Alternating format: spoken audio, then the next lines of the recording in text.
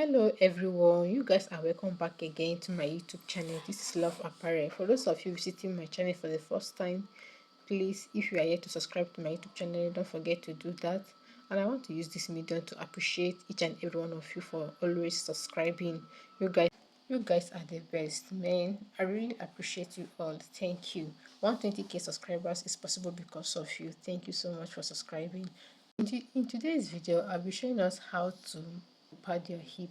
So if this is what you're interested in, let's get started with this video. I'm using this pattern paper for my drafting. From my waist to my hip is 9 inches. From my waist to my nail is 18. So on my waist I mark 1 inches. On my nail I mark 1 inches. So I rule my hip line. So I connect my 1 inches from the waist to my hip line, and I connect my 1 inches from the nail to my hip line, and I cut it off. So this is the front and back. So here we are marking, here is for the front pattern first. So I mark 5 inches at my hip line. On my knee length I mark 4 inches, and on my waist I mark 4 inches. I rule the lines.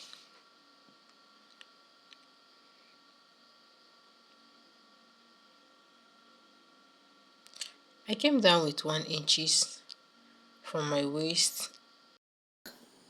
Mark a slant line. I cut it off.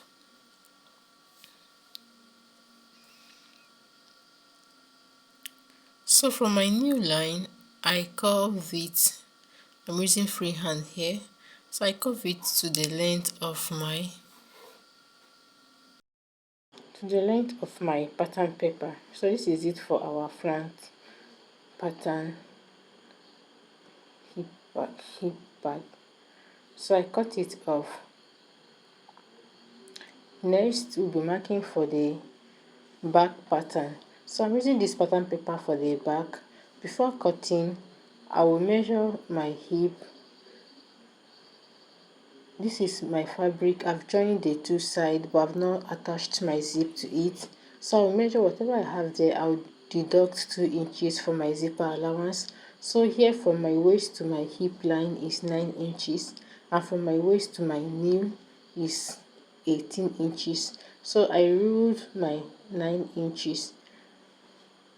So here basically we are using freehand to cut, to mark out the hip line, but you can come up with 4 inches to start your curving, but here I just want to use freehand to curve it.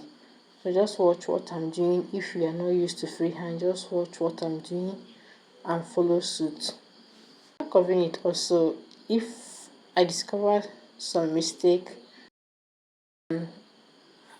I corrected it. So just like use your free hand, do mistake, correct yourself. That's just it. So this is my hip. On my fabric, what I got is 10 inches. So I will still go ahead to reduce this pattern paper to 10 inches. So here I'm trimming it to make it, here I'm trimming it to make it beautiful. So here what I have now is 10 inches from my hip. So this is it for the back and for the front hip. So I'll go ahead to attach it. Before attaching it, I will cut it on a foam. I'm using 1/2 inches foam for it. So when I attach it, this is how it will look. This is how it will look when I attached it. Okay, let's cut our foam. I've gone ahead to cut my 1/2 inches foam. I cut 2 for each paper. So I attached it. You can attach it or use your hair stay to gum everything and join it, but here I attached it first. After attaching it, you're not going to fix it just like this on your fabric, because it will make it look big.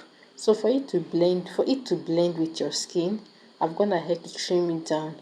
You can use your machine to run it like three or two times to flatten it, but I prefer using it this way to trim it down. I can as well still use my machine, that's optional.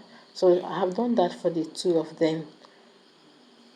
If you want, you can still use your hair stay to still gum everything.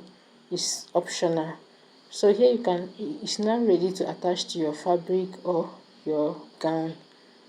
This is how it is.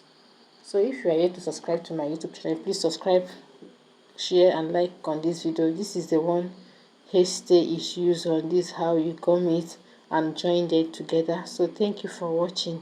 Thank you for subscribing. Thank you for sharing. See you in my next video. Have a wonderful day. Bye.